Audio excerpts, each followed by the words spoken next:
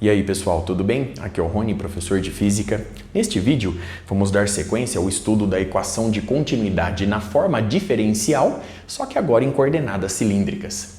Esse sistema de referência é extremamente útil no estudo da mecânica dos fluidos, pois muitos escoamentos possuem simetria axial. Vamos começar, portanto, localizando um ponto qualquer no espaço em coordenadas cilíndricas. Observe o quadro. Em coordenadas cartesianas, esse ponto fica determinado pelas coordenadas x, y e z. Em coordenadas cilíndricas, eu consigo localizar esse mesmo ponto no espaço através das coordenadas r, θ e z. R representa a distância da projeção do ponto P no plano XY à origem O do nosso sistema de coordenadas. E, portanto, Rzinho nada mais é do que o módulo do vetor R. Já o ângulo θ é obtido entre o eixo X e o vetor R, conforme eu ilustro na figura. No sistema em coordenadas cartesianas, nós temos os versores I, J e K. No sistema em coordenadas cilíndricas, nós temos os versores R, θ e K. Observe que o ângulo formado entre os versores R e θ é igual a 90 graus. Vamos agora obter uma relação entre as coordenadas cartesianas e as coordenadas cilíndricas. Observe na figura esse triângulo retângulo. Se eu calcular o cosseno do ângulo θ, eu vou obter o cateto adjacente x dividido pela hipotenusa, que é Rzinho. Consequentemente, x é igual a R cosseno de θ. Calculando agora o seno do ângulo θ. Calculando o seno de θ, nós vamos obter a medida do cateto oposto, que é justamente y, sobre a hipotenusa Rzinho. Logo, y é igual a R vezes o seno do ângulo θ. Portanto, eu posso resumir essas relações da seguinte forma. Nós temos que x é igual a R vezes o cosseno de θ, y é igual a R seno de θ e z é igual a z. Dessa forma, eu consigo transitar entre os dois sistemas de coordenadas. Muito bem? Nós podemos ainda relacionar os versores R e θ com os versores I e J da seguinte forma. Observe o quadro. Aqui nós temos o vetor R e o versor R. E perpendicularmente ao versor R, eu ilustro o versor θ. Portanto, desenhando esses dois versores no plano XY, a gente obtém a figura abaixo. Perceba que o versor R se encontra nessa direção e sentido, formando um ângulo θ com o eixo X. Já o versor θ, que forma 90 graus, está nesse quadrante do plano XY, formando um ângulo θ com o eixo Y, pelo seguinte fato. Perceba que aqui nós temos um ângulo reto, um ângulo de 90 graus. Portanto, se esse ângulo mede θ, esse ângulo mede 90 menos θ. Agora, os dois versores formam entre si um ângulo reto. Se esse ângulo é 90 menos θ, esse ângulo tem que ser igual a θ. Observe no quadro, portanto, a figura obtida.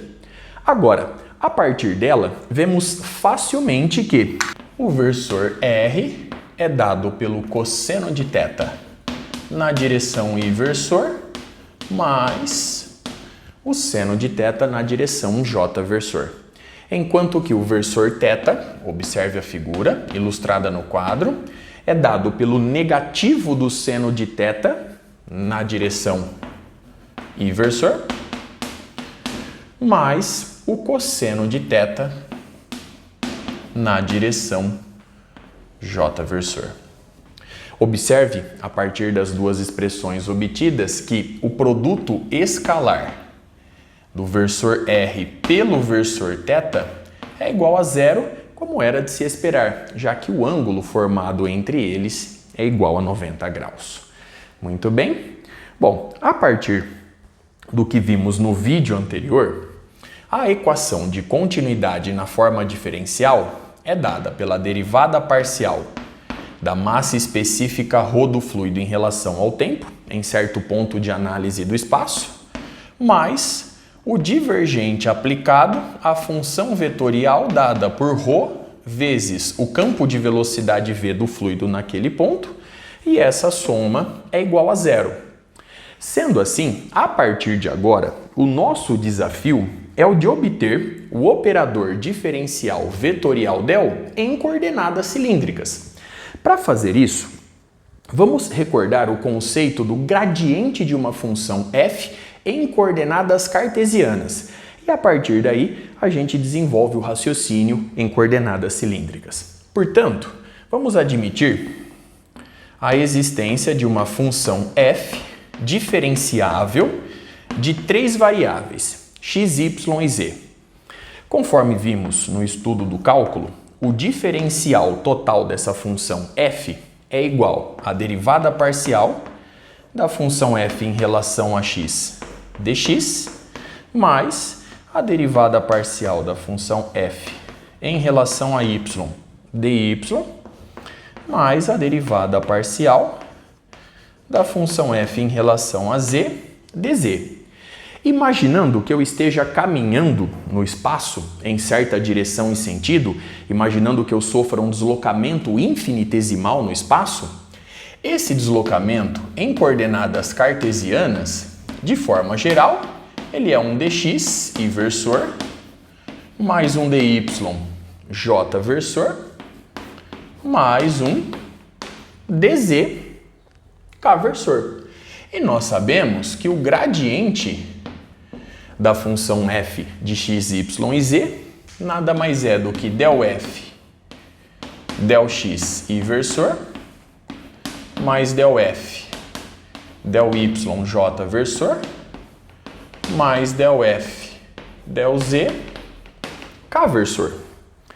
Comparando essas três expressões, vemos facilmente que o diferencial total dessa função f nada mais é do que o produto escalar entre o vetor dado pelo gradiente da função f e o deslocamento dl. Portanto, basta efetuar esse produto escalar para que você obtenha o diferencial total da função f.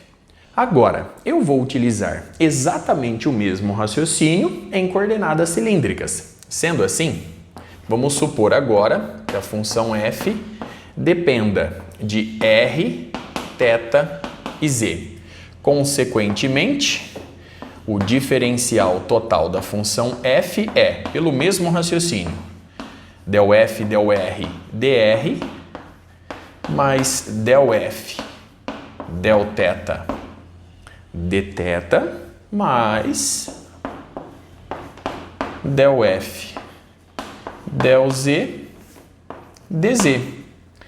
O deslocamento infinitesimal dl em coordenadas cilíndricas é obtido da seguinte forma. Vamos compor o raciocínio.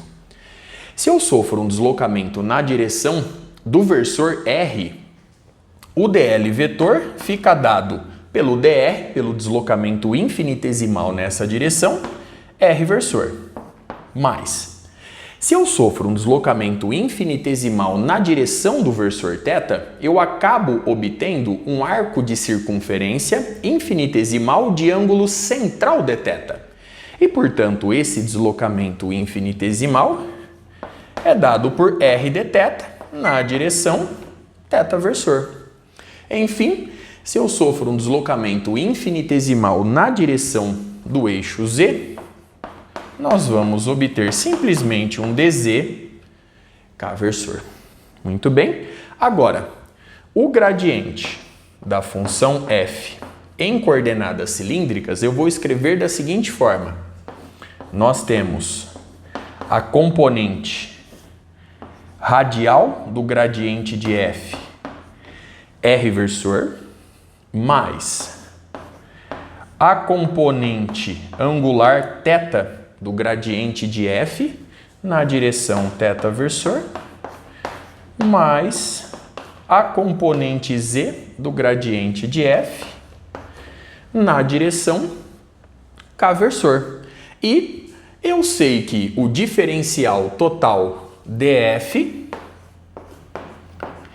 é dado pelo produto escalar do gradiente de f com o deslocamento infinitesimal dl. Sendo assim, efetuando esse cálculo aqui embaixo, aqui eu tenho dl e aqui o gradiente de f, então efetuando esse produto escalar e sabendo que os versores r, θ e k são ortogonais entre si, vemos que df é a componente r do gradiente de f dr, muito bem, mais a componente θ do gradiente de f r dθ,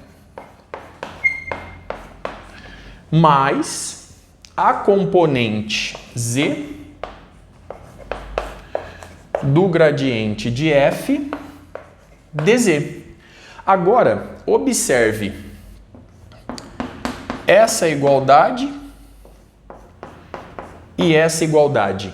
Ambas fornecem o diferencial total da função f, portanto, eu posso igualar termo a termo. Logo, a componente r do gradiente da função f dr é igual a del f del r dr.